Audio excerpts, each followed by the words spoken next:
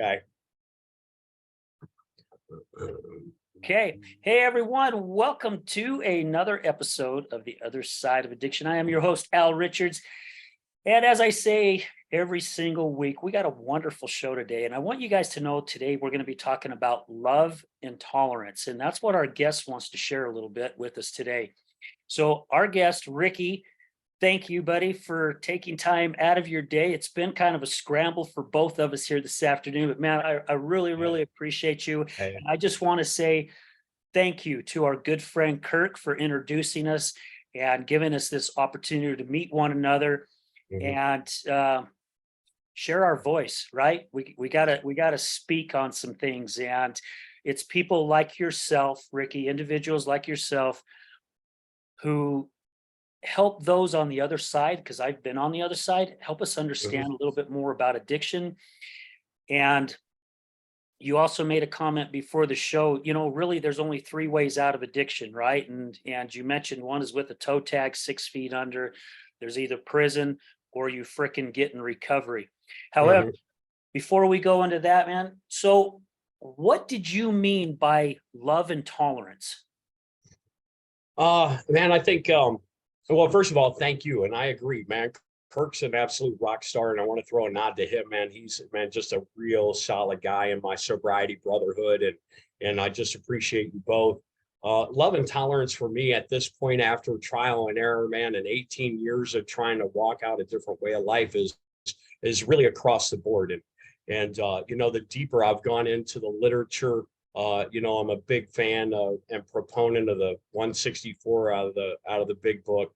And man, it casts a wide net from beginning to end, that really says under any and all conditions, man, we need to do our best to extend the same love and tolerance, or mercy and grace, if you prefer, that's been extended to us. And how can we ever really do that?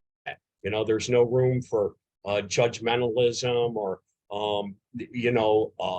any of that kind of thing. Anything that would keep a hindrance or build a wall between the outside community coming into the arena of recovery, man.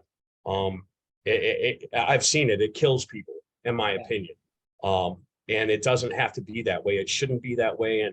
And had it not been for a community of people that accepted me for where I was and what I was at the time, man, I'm certain that I too would be toe tagged and 6 feet under. You said a key word just a second ago, Ricky, and that's the acceptance, right? And if it wasn't for the recovery community and the acceptance and the love that they give out, many people who are in that community would be toe tagged, as you're stating it, because society, those on the other side who don't understand addiction, they don't get how bad those of us who are suffering from addiction, how bad we're wanting some acceptance, right? I mean, not being accepted or some kind of trauma or whatever's happened in our life is what drove us into our addiction in the first place. I agree wholeheartedly, and man, especially when we're unaccepting of ourselves, that place on 152 that clearly states, man, we arrive at this position where we know we can't go on doing what we have been doing, and yet can't imagine life without it. Like, it has encompassed every area of our lives, and it's not seeking pity. It's just, it's not any of those things. It's, man, we beat ourselves up as much as the outside world does. They really can't do much beyond that inner turmoil that goes on inside of us, and then arriving at the place that the big book describes, and so many of us understand clearly, knowing loneliness that few people know, and wishing for the end, and being at this jumping off place. Recovery for me, man, God led me to recovery. A God that I didn't even believe in and denounce led me to recovery, and recovery led me to a relationship with God. It's, he's got a sense of humor, bro. Oh my. That's crazy that you said that, Ricky, because I've shared that in a little bit of my public speaking. I definitely want you to tell more of your story. However, I also like to share a little bit about mine. So I spent an 8 year every weekend, every Friday and Saturday night doing cocaine and drinking. And I hid my cocaine use so well. My wife, who's my wife now, matter of fact, we just celebrated our 14th wedding anniversary on Oh, Tuesday. congratulations, man. We dated for 3 years, and the whole 3 years that we were dating, I was coking it up on the weekends, and she had no clue. Mm, And when we moved in together and we ended up getting married, we were having parties, and people come over and would play cards, and I had my garage set up as a man cave, dartboard, stereo TV, refrigerator full of booze, all the fun stuff. man, And right. uh I remember a few times, man, looking in the mirror in the bathroom going, God, man, help me. Because Mhm. I was at 198 pounds, most I've ever freaking weighed. And I'm like, if I continue to go down this road, I don't know if I'm going to make it. Mhm. And when you said he has a sense of humor, I worked for a company, manufacturing company, for 24 years. Hadn't been drug tested in 15 years. Walked in one day, got drug tested. And of course I failed. There's your note with a lightning bolt attached to it, Right, right? right. And the lightning bolt hit me right in the freaking rear, and hard. And I end up losing my job of Oh, 24 years. And I didn't look at myself as an addict because it was a Friday and Saturday night thing, right? right, I'm right. basically functional, I guess, because I still went to work. I never missed work. I went to work even when I was sick. And I lose my job. I had to put my tail between my legs and tell my wife why I lost my job. So as I was coming out of mine, she was going into hers. So Wow. we flipped spots. However, God knew what he was doing, because I lost my job, and we've struggled the past 14 years, man, just doing everything we can to stay above water. However, he's put me here the last 2 years, my show, 2 years now, we've been doing this podcast, and I have put myself, let me change that. The Mhm. recovery community has put me there. It has put me in that community.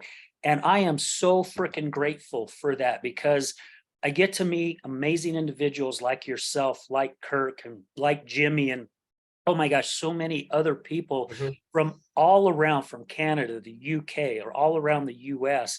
Man, we're everywhere, bro. I know, everywhere. And they are the most loving, accepting, forgiving people you will ever meet your whole flippin' life. And they understand life. And it's Man. because they dug a pretty freaking deep hole, and they were able to claw their way out of it. So when they wake up in the morning, they are flipping grateful that they're up, because there were many days that they probably didn't even think they were going to make it, All right. Or wished for the end. or wished for Think the what- end. yeah, Yeah. absolutely. Right. You know, it's funny. I had a sponsor that would say, man, it's amazing at how many of us arrive here at this place, or even being open to the idea of trying to do something different. And we have absolutely no fear of death. Like, we actually kind of welcome, when we're tired of hurting the people that are closest to us, and the paralyzed, what's he say? And the liar in us has been paralyzed, and we kind of welcome this thing with death. So we can't be threatened with death, but man, we'll sure go to great extremes to keep out of jail. Yeah. Like, what I mean? Like, man, I'd sooner die than get locked up. So, it's funny, man. But Yeah. yeah, man, it is a good way to live. And some days it takes more work than others, for sure. It's not always uh it's not always skipping and leaving a skittle path, but man, it is by far, uh man, to be able to, like you were talking about, look yourself in the mirror and know that, man, you are the best version of you that there's ever been, without gloating, without anything, but man, being able to look yourself in the eye and the world in the eye, Yeah. and go, man, this is who I am, and this is where I come from, and this is what I'm about now. And just kind of walk that out. loving yourself, and so many of us haven't loved ourselves, right? That was one of my Mm, wife's biggest things is she felt worthless. She was put down all sure. her life, teased all her life. Every guy she hooked up with either physically or verbally abused her, left her, Mhm. took advantage of her. Right. And so she just basically thought, well, I'm worthless. And when you Mhm. look at your life that way, and it's a terrible scar that you're looking into. Mhm. Oh man, horrible. There's actually a piece of literature from another 12-step program that I love that says um, uh, there's something in our destructive personalities that cries for failure. We feel as though we don't deserve to succeed, and ignore all the beauty in our lives and focus on the one thing that isn't going our way. And man, it's like that. There's, you know, for a lot of us, man, we feel as though often people, if they really knew us, they wouldn't love us. Like if you knew all the things that I've done and the people that I've done them to and all of this other stuff and harboring that guilt and shame. And I think it's only through the step work and coming closer to your higher power or God of your misunderstanding or understanding that, man, we begin to release some of that. And I think it's simply, man, the simplest one liner, and we've got a ton of them in the recovery arena, right? And they're good, man. I think, one of the first ones that I clung to is, man, we'll love you until you can love yourself. Because most of us don't love ourselves when we get there by any means. Yeah. Like, thank God. You know, what what kind of life, what was your upbringing like? Because I've interviewed 170 something plus people, and we love to say on this show, and we say it quite a bit, and a lot of our guests say it, addiction doesn't discriminate. It No. doesn't give a crap where you come from, what your background's like. It affects everyone. It doesn't matter. We've had people on the show that have come from very, very loving homes, you Hmm. know, but something was hurting inside that they couldn't figure out and they didn't want to feel it. We had other people that, my gosh, they were doing drugs and alcohol with their parents at age 6, 7 years. There were others who like LDS religion is very prominent here in Utah, and people who grew up in the LDS religion and went to missions and then came back and got into addiction, or was into addiction and then got into the church and I mean, there's so many flipping stories. What's your Wow. story? Man, oh my God. So I can already see that they're at like, okay, so you know how we harbor these skeletons that we swear are never going to see the light of day, Yeah. right? Um, man, I'm so grateful that I was able to connect with a guy in the recovery arena that helped walk me through the step work and unbury some of that stuff. And I'm sure that I'm going to touch on it, and and to be able to share that, these incidences, understanding that this probably, this is on the interweb, man, it's going to be seen. And to know that it was one of my deepest, darkest, and helped drive me in some really destructive ways is really freeing. And yet there's still a part of me that's a little trepidatious. So, man, I grew up in a home in a military family. My stepdad was a Marine, and my mom had been married to somebody that was my biological dad was in the Navy. They got divorced before I can recall, really. And she married my stepdad. He is probably one of the most upright guys. I mean, he's just a stand-up guy through and through. I personally have never seen him drink. I've heard him cuss one time. Man, he's just a very disciplined individual. I grew up in a home where we really wanted for nothing, around military installations. It was kind of a disciplined environment. And then I was sent to my biological dad's during the summer, and he really was, man, he was a party guy. And, I feel like part-time parents can be easily manipulated by kids because they want to be the good time. They don't want to be the heavy. Yeah. They don't want to be the bad guy. And so, man, I had a lot of latitude during the summer. And so they were alternate universes, really. But by all outward regards, man, I really, like, there was no dope in my house. There was no drinking. There was no domestic violence, or was like, by all appearances, I should have been able to not gravitate in the direction that I did.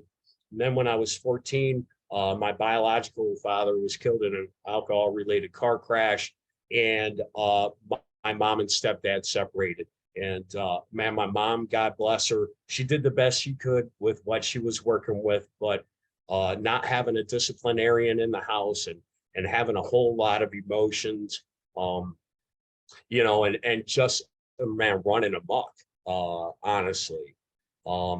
And I was accustomed to being able to not have everything I wanted, but certainly have everything I needed, like school clothes shopping, and, and all of this other stuff. And I went in some directions that I found relief in alcohol, marijuana, and anything else really that you put in front of me. I was pretty wide open about it. And within a short period of time, I had found myself in a situation where an older guy had offered to drink with me. And I'm not blaming anything on him, man. I was making man-sized decisions. I felt like I was a man at the ripe age of 15 or whatever. And I remember it was about the time it was for school shopping, and my mom didn't have any money, and things were very, very tight. And man, through a series of events, and man, I don't know if you remember how back in the day, man, parachute pants used to be a real hot Yes. commodity. You know what I mean? Like all the cool kids had parachute pants, Yes, man. yes, they did. And I really wanted a pair of parachute pants. And my mom was like, "There's not, school clothes shopping is going to be real skinny this year, and whatever." And man, this guy, I was drunk, and he offered to perform oral sex, and man, if he, he'd buy a pair of parachute pants. And so, man, that kind of played out the way it did. I was like, man, seems easy breezy enough, and it seemed like quick, easy, and painless. No Yeah. pun intended. And man, the cycle that set in motion in short order. Man, first of all, I hated wearing the parachute pants. So did I. I was one too. Once I put them on, I'm like, oh hell no. First of all, I had the adverse effect, man, and man, I set out in a direction to cover some stuff up inside of me. It just lit a fuse, man. Not that I have any opinions on anybody's preferred sexuality, but man, I really questioned my own. I tried to commit suicide several times in short order. Man, my mom had no idea what was going on. And man, I discovered, drinking into a blackout. Man, I just felt like I carried this secret, like, man, I was a fake and a fraud and a liar. And man, it just really, the dynamics of it rippled into areas of my life, man. I would have, the women that I lied to and had sex with for zero meaning other than to prop up this kind of facade that I was trying to maintain or convince myself of. Man, that secret just like ran through me.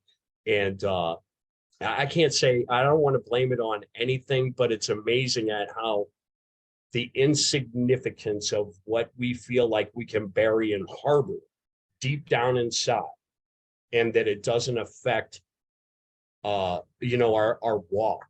It took me 22 years of drinking and getting high, 26 arrests and incarcerations, and man, so many other things for me to start to unpack and peel the onion and get down to this place where I was like, man, this decision at 14 or 15 years old rippled into so many other, not being able to commit in relationships or, sabotaging them.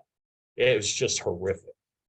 Yeah. So, I understand the sabotaging, Ricky, because, my wife worked her ass off to sabotage our relationship, because she's like, well, he's going to leave me like everyone else has. So, I might as well help him out the door, even though, sure.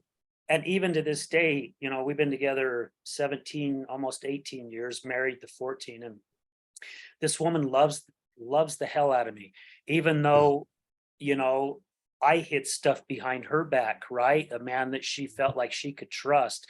And as when I got married, I'm like, I'm going to be the best damn husband I can be, because I had been married a couple other times, and I'm like, you know, I could have done better. And I didn't start off very well at all, you know, because I was lying to her the whole time. Sure. And Right on. oh, go ahead. No, no, no. I was just agreeing. Yeah. Yeah, it you know, and it does, it eats you up inside. And that's one of the things that those on the other side, the outside world, they don't understand. And that's one of our missions on our show, is to get rid of that. I want to keep our show clean. Man, so bad I Yeah. wanted to throw out the F-bomb. It's just it's time we get rid of the flippin' stigma, because people don't understand what others have gone through. It's not the drugs, it's not the alcohol, it's not the porn, the sex, the eating, the gambling, whatever your addiction is. We are just masking something, right? We Right. got to do something to help us feel a little bit better, whether that's numbing ourselves Mhm. or faking our way through life, whatever it may be, you know. And Right. we had a gentleman on our show who was sexually abused at, I believe it was at 9 years old or five Wow. years. I don't remember. It's been a while. But anyway, he went home and told his dad, and he got the crap beat out of him from his dad, because his dad told him he was a liar. And the reason why is because it was his dad's brother that did it. And he had to live through that for another 9 years. You know, That's so crazy. my gosh, for those who are listening, you put yourself in Ricky's shoes and this other guy's shoes, right?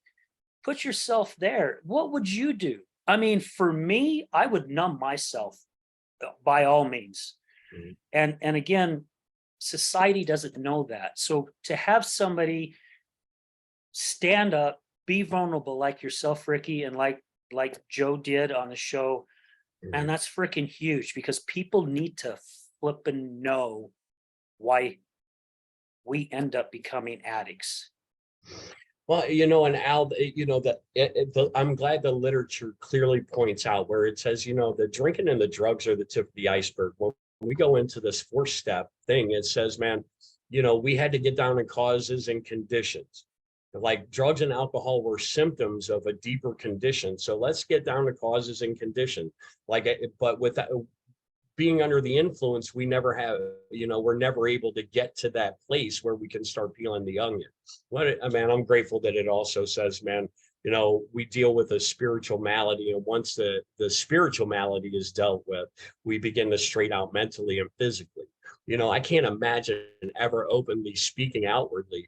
Like even when I heard of people being sexually abused, like I held this secret that was like, man, I willfully walked into a situation and agreed to, like, man, nothing was forced on me. Like I had options available to me and I chose to do this thing that in my mind was just absolutely, it just like, we really don't know what people are dealing with. And I don't, even after peeling through all of that other stuff, there were other things subsequent to that, well, like, check this out. So I go through this step work thing and feel as though I can look the world in the eye. I feel as though I'm freer than I've ever been, ever. Right? Like, man, I'm finally, like, I'm not a chameleon. I'm not lying to the world. I am, man, I'm as truthful as I've ever been. I feel no more need to lie or to pretend to be anybody else or whatever the case is. Man, a couple of years after that, like, I'm out of town doing some work in a community that I once lived. I tried to geographical change to cure my ism, right? So I move out of this particular part of the country and I move elsewhere. And as fate would have it, I end up going with another guy back to this place. He has some contracted work in this area of the country to do. I end up going back there. And man, I need to be kind of vague. but what happens is, man, I couldn't sleep one night. We're in the house that we're, replacing the windows in and doing this remodeling thing. And I end up, it's the only a Mothers Against Drunk Driving infomercial I've ever seen in my life, Al. And it was on at like 2:30 in the morning. And like, I'm just, man, I'm rattled because I can't sleep. I'm restless. I'm irritable. I'm in a foreign place. So, all of this other stuff. I'm just really not able to sleep. And through the course of this Mothers Against Drunk Driving infomercial, what I realized is that I had buried deeply an accident where I was a passenger in a vehicle that that the car I was in ran head on into another vehicle, and the mom and two children were killed in the car accident. And the amount of guilt, because I was the one that knew what transpired for a while. What I justified was, man, look, I was just a passenger in the vehicle. I didn't have anything to do with that. I just kind of cloaked it and numbed it. And man, the truth of the matter is I was kind of egging the driver to go faster. See, nobody else in the world would know that. Yeah. Except for me. And I harbored that, a lot of that, that stuff that I wouldn't that I would never speak out loud. And again, I wasn't driving, but I definitely was in the driver's ear. Like, man, we're going to miss last call. Whether that had any effect on anybody, I'm not trying to be dismissive, but through the course of the Mothers Against Drunk Driving infomercial, what I realized is that even though I thought I had been free and could look the world in the eye, and I still had stuff that was buried in me, that I had buried and swore would never see the light of day. Like, this is an ongoing process. Like, it's not a one and done deal. And of course, I called my sponsor at the time and I said, man, I have made a monumental mistake. I have this great big omission, and in this thing I need to reach out to. The father had lived.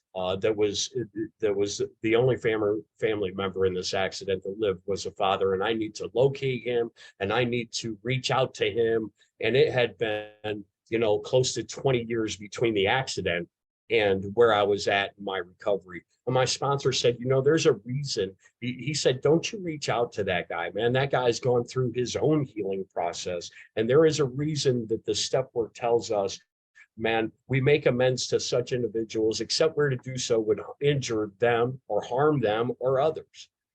Sometimes we need to, often we can't be selfish and want to free ourselves of what it is that we're feeling at the expense of somebody else. Yeah. We just are not able to do that. So being able to peel the onion through the process, man, is still ongoing. Like, I wish I could tell you that I've been freed of, all the guilt and the shame and all the stuff that I've ever, all this, but the truth of the matter is I don't know what I don't know. We might hang up from here and something will pop into memory that I still have buried. I would like to think not at this point. Right. I'd like to think those things. And because I no longer feel the desire to mask who it is that I am through drugs and alcohol, and can be, free to speak openly about where I've been and what I've done and what I'm about today, man, I'd like to think that I've freed myself of most of that and am doing my best, to walk differently. Yeah. Our subconscious mind has a way of tricking us, though, of feeling like we do have the world by the cojones finally, or have our life by the cojones, right? And then it's amazing how watching something on TV, or somebody might say something, or walking into a room and having a different smell, or seeing something, how it can bring something right back to the surface. And I was on a show with a lady not too long ago who was talking about the brain, and this I did not know. We have 7 billion neurons in our brain, 7 billion. Even those of us that have cooked half of them. Even when, yeah, so there's a lot, right? So even one of my dad's friends used to say, when we used to do a lot of bow hunting, he was always drunk, and he's like, he always told my dad, he's like, partner, it's good I was a genius when I was a kid, because I've burnt all them cells up, now, and which was funny to say, but yeah, 7 billion neurons. And so it's so easy for our subconscious to bury something with us working on it, but then have it just surface, like, I mean, just in an instant like that.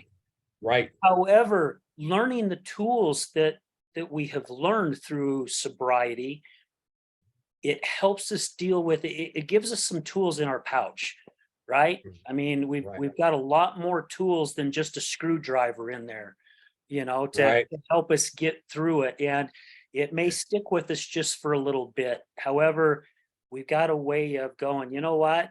Yeah, you don't belong in my life anymore. It's time to see you. I'm Right. done. Right.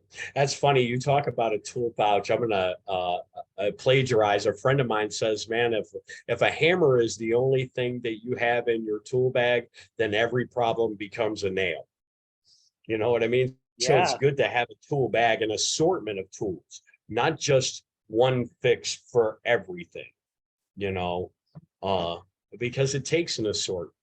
yeah, it does. It really does. And and I really do believe, with the challenges that we've gone through in our life, Ricky, we've learned how to meet these things head on, right? Mhm. Where before we've done everything we can to hide behind the door. No, I don't want to look at you. I don't want to see you. I don't even want to know this is happening. And to go back and look at it, it's like my good friend Nicholas T. Smith said, these are blessings, right? When this stuff happens to us, these are actually blessings for us. They're not curses, because Right. everything that you have gone through, everything that you have experienced, you had to have that happen in your life to put you exactly where you're at today. And that's somewhere amazing, right? You look at life in a totally different way. You are now an individual who's putting your hand out with to someone else who's just at the beginning, and going, hey brother, I know exactly what you're going through because I've lived it. I'm here for you, right? What can I do to help you? What kind of support can I do for you? And that means a lot to an individual. Yeah. Yeah. Thank God for the people that were available that extended their hands to me. Um, you know, yeah. Yeah. And it's not a perfect walk, man. You know it, but Mhm. man, it's still fallible with a laundry list of character flaws, man. But man, without question, the best version. Recovery. Without being under the influence, man, I get to be the best version of me that I possibly can be under any and all circumstances, man. And it reveals itself in the simplest of ways. Um, where I get to, small victories. And Yeah. every day on the right side of the dirt, man, I get to celebrate some. Yesterday, I celebrated, man. We had somebody that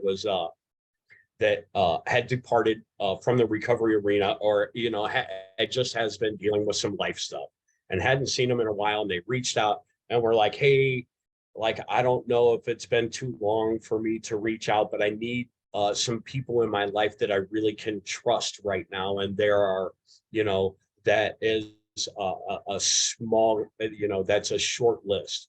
And me and my gal were like, of course, man, love hearing from you. What's going on? Da da da da. And ultimately, to end up be able to go to this person's house and help change locks because of a domestic situation and all of this other stuff. It's like, uh, when this gal initially reached out to me, I automatically looked at my partner and was like, "Hey, this is what's going on." Instead of having to cloak that stuff or act in a nefarious fashion, or shoot moves or work angles or lie about it, or discolor it in any way.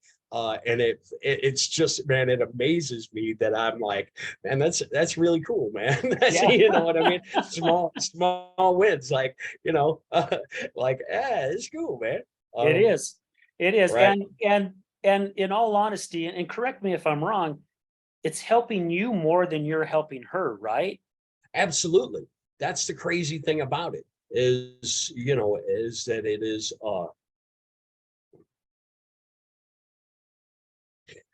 man, there's a story that talks about this guy being freed. And I'll just quote it, man. I'm not professing to be a representative of any particular organization, but Bill Wilson being this co-founder of AA, he's like, we get a snapshot of his walk, what becomes the 12 steps in the AA Big Book, and he talks about this freeing experience where I coined it this York peppermint patty experience, where the verbiage for anybody that's remembers the old York peppermint patties, yeah, driving those Alaskan Huskies across the frozen tundra, right? Man, his verbiage is like, man, I felt like I had been placed on a mountaintop with a clean wind blowing through and through, right? Like that's a York peppermint patty thing, like, but then the very next page he's talking about, man, he says, but for the next 18 months, I was plagued by waves of self-pity and depression that nearly drove me back to drink. But when all other measures failed, man, work with another alcoholic saved the day. Like, so he's outlining this idea that it's only by getting out of our selfish selves and being able to give to somebody else without expecting in return is where we find the real, man, the real cheat, the real juice, right? And man, rarely do I want to do that when I'm in myself, when it's all about me. Yeah. But it really comes out in small ways. Like I walked away from this thing yesterday going, man, that's really cool. Like, who'd have thought? Chalk that one up, right? Right. Like, all right, man. That's cool. So Ricky, reminded again. Right. What was it? When did that light bulb go off for you? What was it that just finally got you to go, man, I'm done with this crap. Life isn't going anywhere for me. And I'm tired of getting on this damn hamster wheel because it doesn't lead anywhere good. What woke you up? Oh man. I had I arrived at rehab with a roadmap to my own suicide. And but I wanted it to be warm outside, and it was February in Michigan. I was on my way to prison. Without question. I had a couple of different agents of the state that were like, yeah, you know, you're going to do some time, pretty clearly. And man, I remember laying awake in bed one night, and it was actually on my birthday in February. And if I could just stop doing what it was that I had been doing, like I was using people and manipulating and lying to everybody, and the person I had become, I hated. Which interestingly enough, I just ran across this not long ago. Do you know one of the most destructive weapons on the planet, the H bomb or the A bomb, is actually designed to implode before it explodes? And man, that ran deep with me. Like I was like, man, I related. Like I was, man, I detested who I'd become. I was doing things that I swore I'd never do. And so, man, at the end of the day on my birthday, I drank and got high and, whatever. And I just couldn't do enough of it. And a light bulb went off. And I thought, man, if I could figure out a way to check out without my mom having to claim my remains or identify my body, I would do it in a second. But I didn't want to saddle her with that.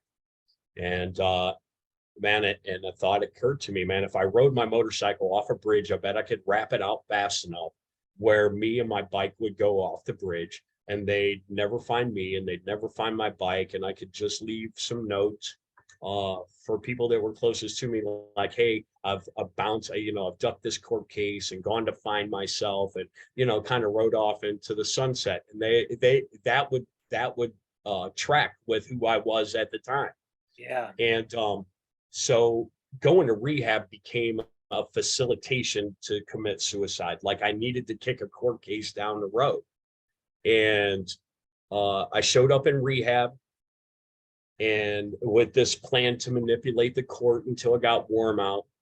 And man, a guy showed up, and I felt like he was speaking directly to me. And one of the things I remember him saying is, like, as I started to have these really bizarre spiritual experiences, like not Prince playing in the background and doves flying and, you know, a note with a lightning bolt attached to it, but like initially it was frustrating because there was no other way to explain it except for this God was beginning to reveal himself, that I didn't believe it.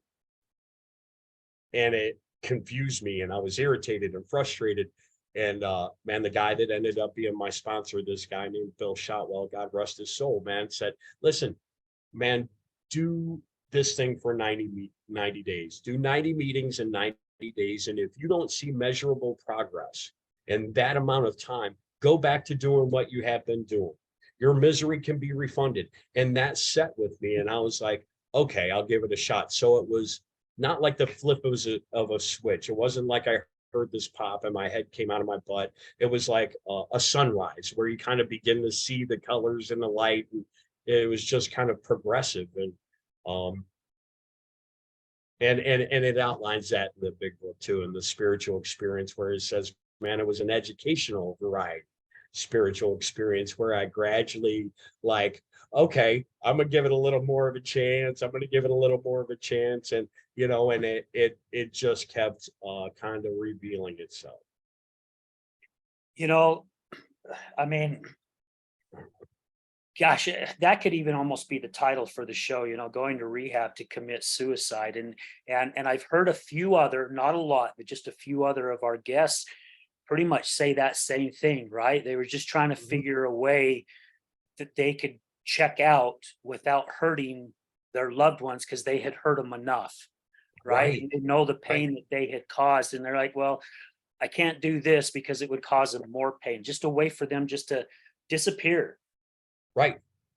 And it's crazy. It's crazy where we go with the addiction. You know, I shared on our show earlier today, being on the other side of my wife's addiction. It's like my buddy told me once during a show, he's like, I became addicted to my wife's addiction. You know, I was on my way home in 2019 to go get my pistol and go up in our mountains and take my life because I couldn't handle coming home to what I was coming home to. And Man, I wasn't the one battling the addiction, right? It right, it's the pain and the suffering that we go through with our loved ones and not realizing that it's dragging us down the same rabbit hole that they're going down. Because I mean, my life 24/7 revolved around her addiction, right? It's, I'm going to catch you drinking when you're saying you're not. And I know you are, but I'm going to catch you drinking. And then when I did, I was pissed off as all get out, you know, and then I'm going to call the cops on you so I could have some peace. And at least I know when she was in jail that somewhat I could have some peace. But if I kicked her out, I'd be up all night afraid someone's going to grab her and rape her because she's so drunk she can barely stand up. And you know, right. it's that whole vicious cycle. So, you know, for our listeners to understand, it's those who are suffering in the addiction, where our minds go and where it takes, where we want to end our life.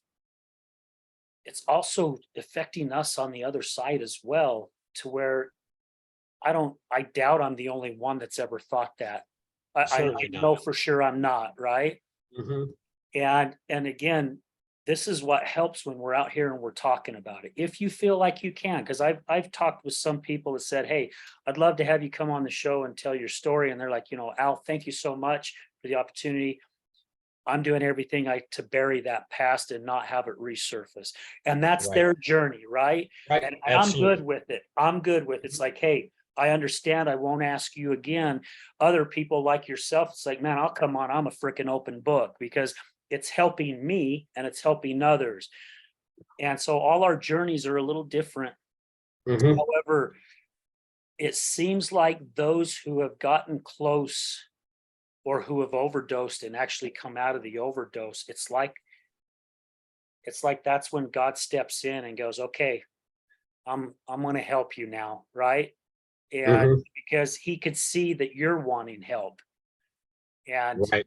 he starts placing the right people. You know, we had a gal on our show a little bit over a year ago. She's in Canada, and I was interviewing the mom, and the daughter came on, and she battled addiction, and she said she got on this bus there in Canada, and she's all high and everything, and she hears this voice that says, "Hey, would you be interested in going to a meeting with me?" And she turns around and here's this guy, never met this guy. And it's like, I could see you're hurting. Would you, would you come to a meeting with me? Wow. And so she went to a meeting with this guy. And that was the beginning of her journey. And you know what the crazy thing about this, Ricky? She never saw that guy ever again. Wow. Ever. And so I'm like, holy crap, that was the angel on the bus, right? Right. He was placed there for a freaking reason. Right. And it's not by coincidence, because there's no such thing. And in my book, there's no such thing as a coincidence. Man, yeah, you can try and dismiss that all you want, call it whatever you want, but man, I call that kind of stuff God nods, man. Today, it's exactly how I see it. It's like, man, all right, I see you, old boy. Like, Yeah, right. right? Yeah, man, that's amazing. Yeah, yeah. That some of the stuff I've heard from our guests, I tell you what, I joke a lot on the show because our shows are recorded on Thursdays and they go out on Mondays and Thursdays. However, I like to call it my therapy Thursday. I was a guest on a podcast, and the host of the show says, "So Al, did you go through any type of therapy, or recovery with your stuff?" And I thought about it, and at first I said no, and then I went, "Oh yeah, actually I do." And they're like, "Oh really? Where did you go?" And I'm like, "The studio every Thursday." Boom. Right. You know? It is cathartic being able to share with another, man, similar experiences and yeah, man, just understand that we're not nearly as unique. Maybe some of the details, cross the T's, dot the I's, but man, so many of us have experienced very, very similar things, or at least relatable things. Um, and it lets us know we're not alone, man. Which Yeah. is the common denominator with us, in my opinion, is that sense of loneliness that we arrive at. It's not where we come from, like you were saying earlier. It's, man, park place to park bench, man, blind, crippled, or crazy, man. Like we all, Right. yeah. Yeah. And it goes for the other side as well, because I kept my wife's addiction hush hush. My family didn't know. Um, very, very, very small amount of my friends knew, because I didn't Mhm. want people to judge my wife. I didn't want people to judge Right, me, right. and that was one of the worst things that I did, because I was holding it in. And when I finally opened up and started telling somebody about it, and he said, "Al, it's time for you to start sharing this story." And I remember, man, I'm like, "Who the hell wants to hear my story?" And he goes, "Who the hell wouldn't? Because there are other people going through what you're going through." Right. And you just said it, Ricky. We think we're alone. We think we're the only ones suffering. And even though if you've lived on the streets and you're seeing other addicts, we still think we're suffering in silence, right? And it's Mhm. crazy. Man, there's a poem, like one of these poetry jam things, and the guy, one of the lines, one of my favorite lines, and what he throws out, I don't even remember the guy's name, but he says, so often silence and tragedy hold the same address, you So know, true. right? And Yeah. we don't have to do that, man. We can be free of it, right? Well, I'll tell you what, when you open up, it saves you in so many different ways, because when we're holding it in, it's like a cancer inside of us growing. Hmm. It'll continue to grow if we don't figure out a way to get rid of it. And I know that from experience through back when I battled a really bad temper, and it took me into my mid 20s, and I ended up hurting someone that I cared about. and it was a female. And while she's laying on the floor, curled up in a ball, I'm thinking, what the hell am I doing?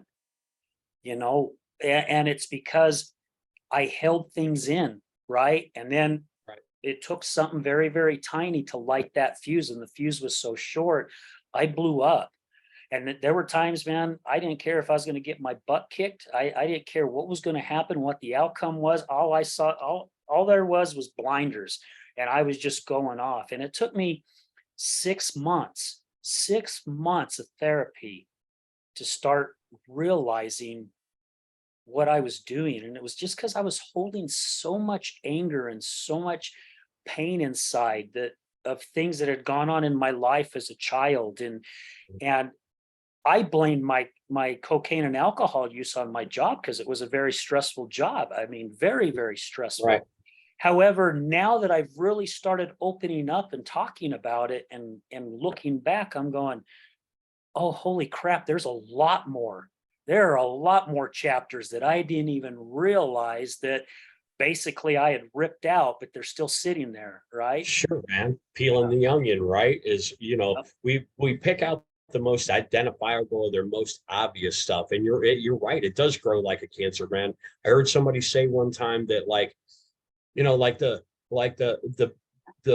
the big books refers to selfish, self-centered, and self-will, like 158 times in 164 pages, right? And so, man, it's like a whack-a-mole variety, whether it's like anger or alcohol or drugs or sex or money, or, and the list kind of goes on and on and on. And we think we have a handle on it over here, and it rears its ugly little head over here. Like we're switching seats on the Titanic, man. We're just, trying to, and until we get down to root causes and conditions. And like, man, I experienced a lot of what, some very similar things like anger issues, and man, and because it was softer and fuzzier for me to feel like I was in control, instead of like having to deal with the hurt and all of that other, all of that other stuff that wasn't so comfortable, man. It was easier for me to pet the gorilla, so to speak. Like, man, this is a better fit for me. And it's all destructive, man. It doesn't take a substance. And, for me, those were the identifiable things. But the truth is, man, I was a liar and a manipulator, and, I would play nice, long before I, was an addict or an alcoholic. It kind of forming myself in a chameleon fashion to fit all of these things, because I just wasn't cool with who I was. In my deep, dark parachute secret. Yeah, mine was the parachute pants and high tops. All right. I mean, that was some rock and look once upon a time, man. Oh man, I could even picture it today, and I'm thinking, what the hell was I thinking? I think there's a country song like that. What the hell was I thinking? All right. Hey, I hear they're coming back though, man. Yeah, are they I think I'll buy seriously? my own pair. We've gone from skinny jeans to back to the parachute pants. Crazy, crazy, crazy. So Ricky, what are you doing now? What's life like for you? And man, what I've learned is that God has a real sense of humor, and that He doesn't like for me to try to put Him in a box. I'm not going to check boxes and find favor in them. Like, I have fallen into a belief, like my walk in recovery hasn't been perfect, and I gravitated to a place once upon a time that I felt like if I just checked all the right boxes, life would just keep getting better and better and better. And that's just not the way life is. Sometimes life just gets lifey, even when we're doing the right things. We just, we're going to have to experience what life dishes out. And so through that process, man, where I'm out is like, I try to share more sunshine, throw less shade, man, and just stop and smell the flowers. Like, man, it really is about enjoying, like, I call it my bonus round, man. Like, I'm 18 years past when I thought I was going to check out. And man, I love living in the bonus round, and I'm really, man, grateful that I get to see today. And I try to keep that forward in my mind, and be empathetic to where people are, if, to the best of my ability. Yeah. Yeah, I'm still on a plan where I'm trying to my best to keep it simple, man. My sponsor used to say, man, just do the next right thing, and that's where my walk's at, man. And if I keep it that way, life's pretty damn good, man. That's good. And that's a great way of looking at it. Here's a question I haven't asked any of our guests for a while. Are you a grateful addict? I am. Okay, cool. I am. That's what they all say. Yeah. Man, it's part of it was a large part of my journey, man. And the fact that I'm still here says that there's purpose in it. There's a piece of literature out there called Why We Were Chosen. That is a beautiful piece of literature. And I think it came out in like 1967 or something at some kind of recovery conference. But it talks about, from this guy's perspective, man, that all of these other people could have been chosen to be purveyors of God's goodness, one addict or alcoholic helping another. But as opposed to all of these really eloquent people, man, he chose salt of the earth, man, one drunk helping another to help facilitate this path of recovery. And so that gives me a lot of purpose today and a lot of passion. It's where my passion's been for a hot minute. Yeah. Um, I love it because, if someone would have told me 3 years ago if I'd be in the position that I'm at right now, I'd tell them, yeah, they're up in the night, right? They got their head up right. the rear end. And I'm so grateful that I'm on this. And my wife is grateful, right? She told me Sure. somewhere like about 6 or 7 months ago, she's like, hey, I just want to say thank you for putting your life in my recovery, and Dude, how that was can you put a huge, price tag on that, Al? right? That's what I'm talking. How can you put a price tag on that? I mean, that right there is priceless. Yeah. That kind of stuff, the stuff that we don't see coming at us, but man, through selfless acts or a selfless way of living, man, we get to experience fullness. Yeah.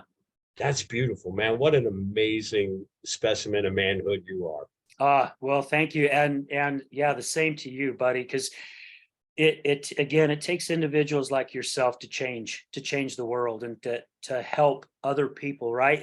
And the change may not be seen by hundreds and thousands of people, and that's okay, right? It's Mm-hmm. okay, because with what we've gone through in our journey, if we've saved one life, I get emotional talking about, because if we've saved one life, it's going to snowball. It'll take off, and it doesn't matter if we have a room of 50 people and only one walks out of there and here's our message, man. That's Right. one. That is Right. one. Right. It's like that story of the dude walking on the beach, or him and his buddy walking on the beach, right? I'm sure you've heard this. And there's like thousands of starfish on the shore, right? You know what I'm saying? The dude's walking along and picking up a starfish here and a starfish here and chucking them out in the ocean. And his buddy says, man, you're not going to make a difference in all of these thousands of starfish. And he picks one up and he throws it in the ocean. And he's like, I bet it made a difference to that one. Yeah, right. Yeah.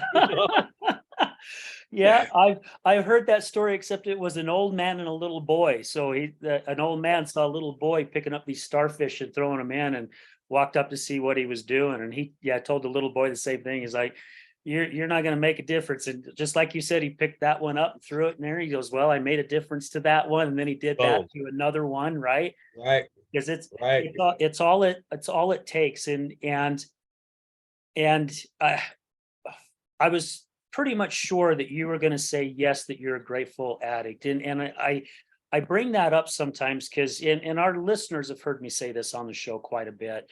I was at an AA meeting with my wife years ago, and this was before she even really started getting into her recovery. And this guy got up and got his 10-15 year chip. And he says, the first thing I do every morning is wake up and I hit my knees and I tell God, thank you for making me an addict. And I remember leaning over to my wife and I said, that guy's effing nuts. Right. Why? I don't right. get it, right? I don't get it.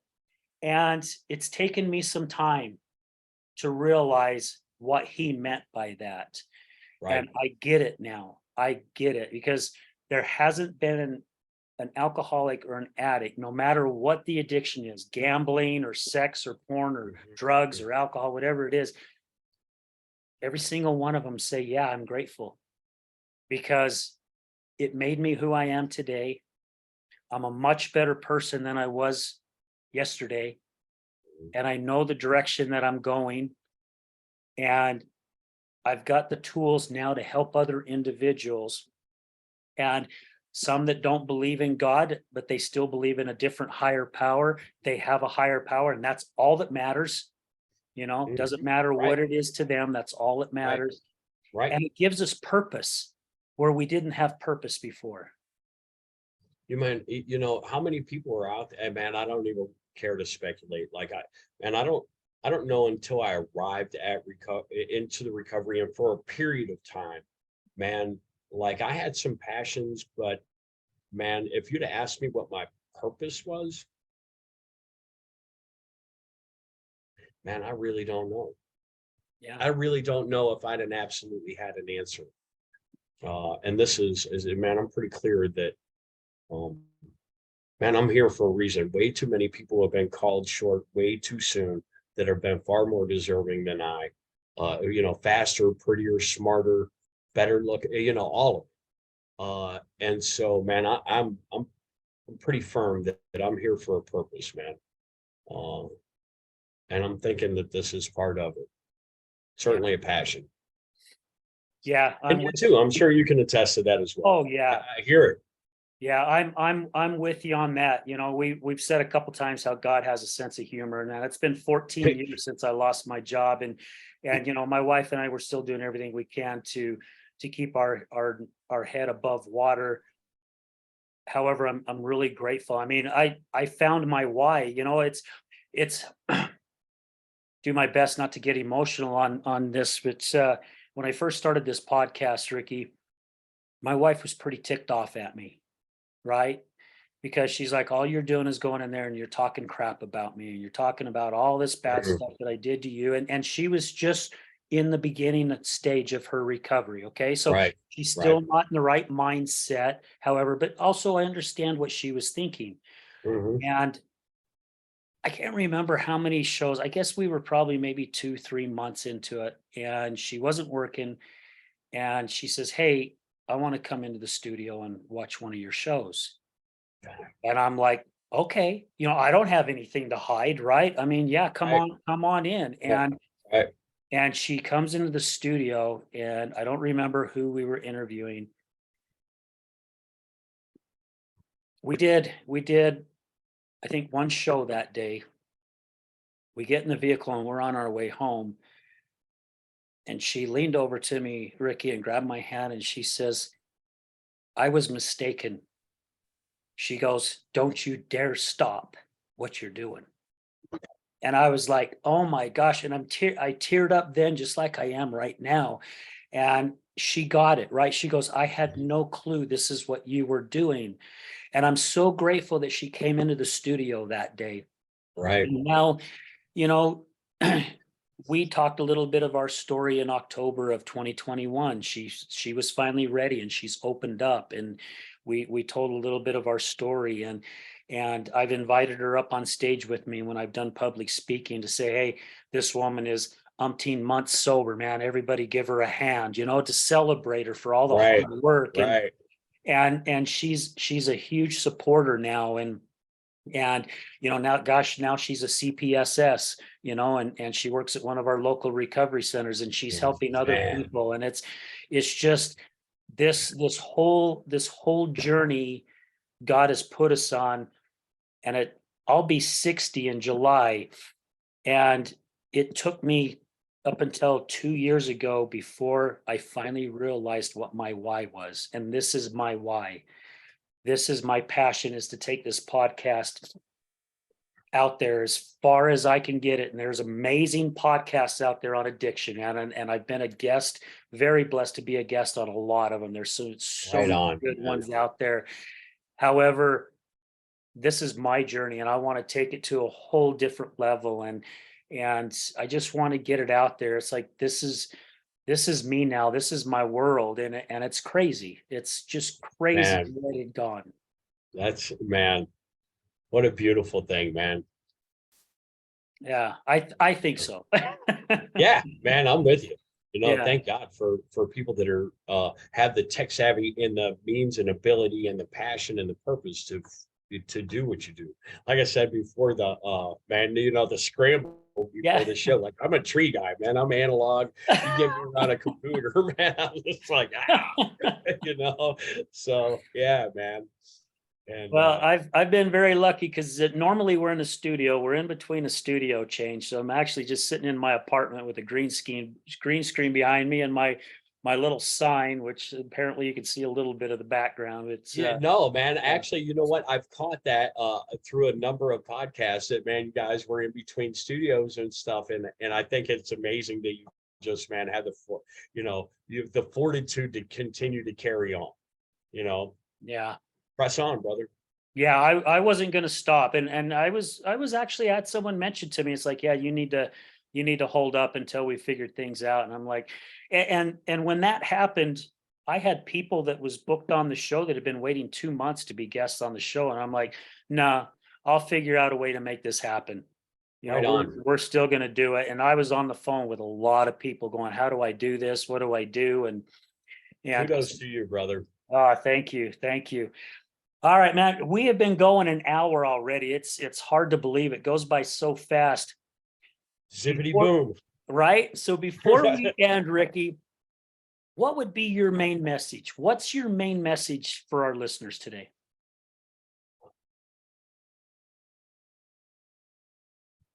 And keep coming back, no matter what.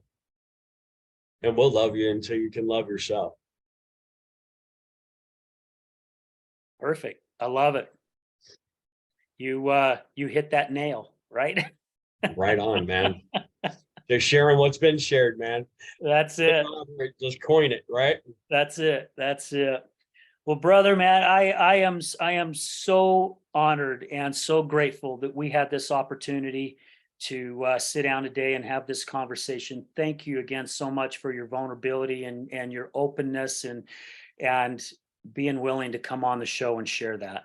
Man, I appreciate you, man. Without a doubt. Add me to the list of people, and I mean you, not just what you do, but who you are, man. You know what I'm saying? Like, what a gift. Thank you. Thank you. Greatly appreciate it. Well, guys, man, another wonderful show. Thank you so much. And you know, I could go on for a long time just giving out thanks. I want to say thank you to all our sponsors who's helped all this become possible. Thank you to Resilience Talk Network, and thank you to all our amazing guests, our guest co-hosts that come on, and all our listeners. Guys, we couldn't do this without you. I mean, seriously. To be doing this over 2 years, from what I understand, even just to make it a year in a podcast is unheard of. Most of them go 3 months to 6 months. And the only reason why we're still going is because of you guys. And God is making it possible. Number one, that's just my higher power, what I believe in. And he's putting the right people in my life, amazing guests to come on and share. So guys, thank you. Thank you from the bottom of my heart. And we're going to end the show as we do. The end of every one. Remember, addiction is giving up everything for one thing, and recovery is giving up one thing for everything. We're out.